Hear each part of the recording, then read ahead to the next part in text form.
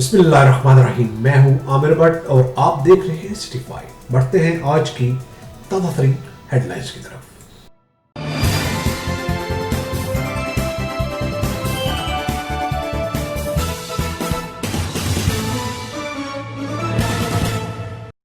Punjab highway patrolling police शहरों को महफूज बनाने के साथ साथ शहरी को मदद फराहम करने में भी मसरूफ अमल नजर आती है।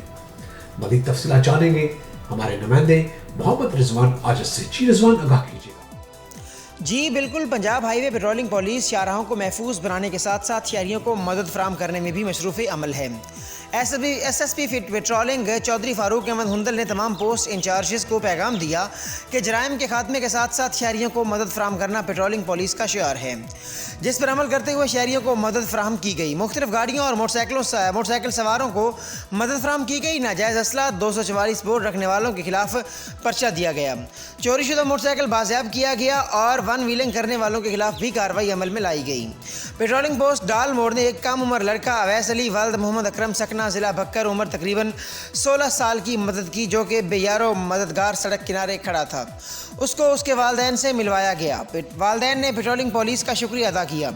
चौधरी फारूक अहमद हुंदल का कहना था कि ईद के दिनों में लोग अपने प्यारों को मिलने के लिए एक शहर से दूसरे शहर जाते हैं।